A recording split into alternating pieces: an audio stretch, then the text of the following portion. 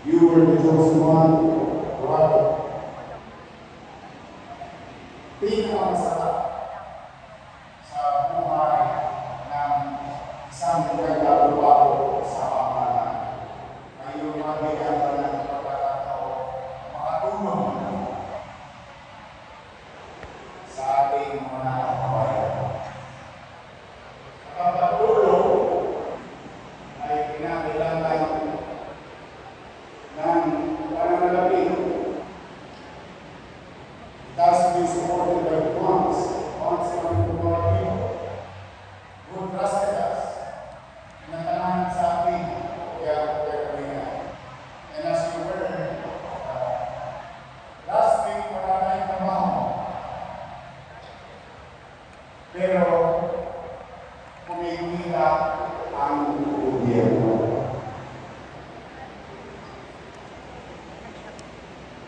Before, you will never hear such story or incident. Before the worst come to God, at nung nawala ako, nawala ka rin ng kanyang balita. Dahil sa may ilang individual na ayaw ng ganyang sistema. And I will share with every one of you what my professor said in Boston. Sabi niya, you cannot solve and stop corruption. Sabi niya, sumisya kami naman. Yung pala, yung salita niya yun ay may buwit. Sabi niya, for corruption to die, you must limit human discretion in government transaction. Then corruption naturally will die.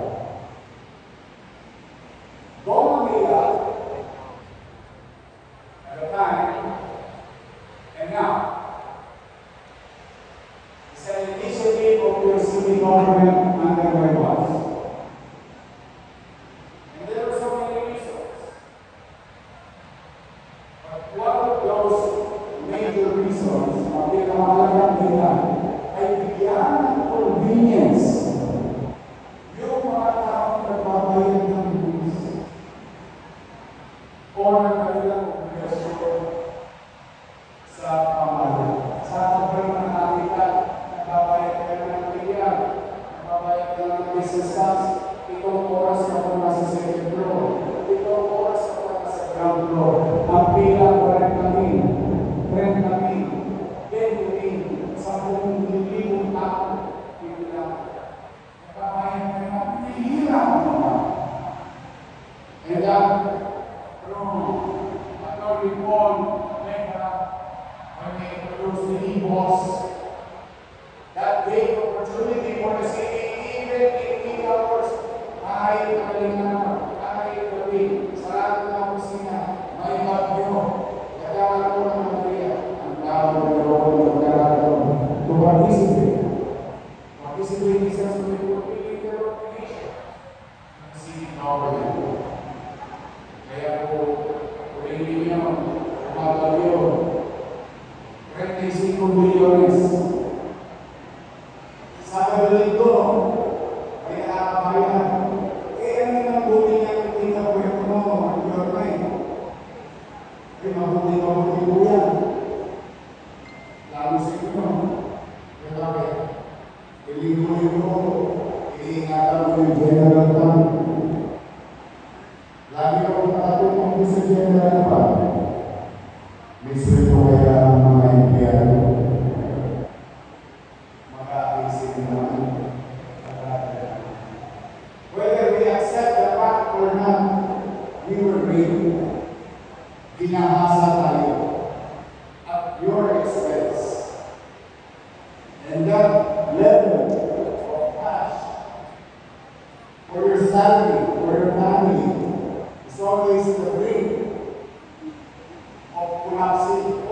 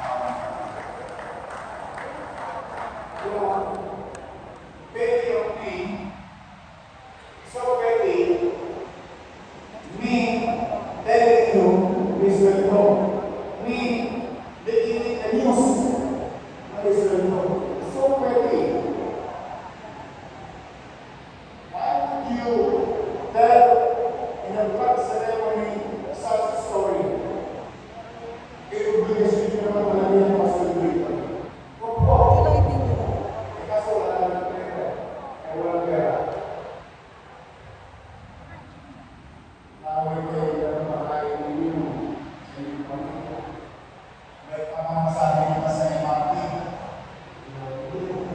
is my obligation. Simply, what is due to you must be given to you. Paano tayo magiging pag-ibig sa ating kapitbahay kung sa loob mismo ng ating tahanan hindi tayo masinong para sa ating mga kasama sa bahay? And kamarada kayo, we'll do our best.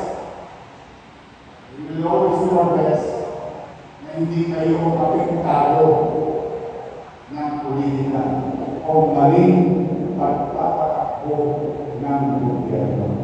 You are always our concern because we need you. We need you to serve our people. I cannot serve alone. I cannot do it alone. I need each and every one of you. And let me take this opportunity this morning to thank each and every one of you, especially those on the front line. Last week, salamat sa Diyos. Salamat tayo. Salamat sa Diyos. Tapos na yung Andrea. And I hope wala dumating sa may lang araw ni Lord Morgan ng tao. But your city will be there. Your city government will always be there. Always with our people. We will be there. Every single one. Every street is spirit time believers. Kasama natin ang ating mga kapatid. Started the week when I smile in your faces. Because it is quite a privilege to be of service to our people. Hindi lahat kaibigan. It's an experience of our lifetime. What we learn natin in the whole way of this meeting, please ang mamamayan will say to you, thank you po. Pray po, listen to God, we thank you po. So those are the things that you will always put in your heart and mind na masarap maglingkod sa ating bayan. Kaya, ako naman, maraming paglalaki sa lingkuhan, pag-iligtas ang malusog kayo lahat. Ang behalf ng City Government, nakikirami ako sa apat ng ating kababayan na nasawi last week. Dala na po sa viruses. Yes, it's true. We want them to save as many as we can. But still, apat na kababayan natin. Kaya mag-iingat kayo.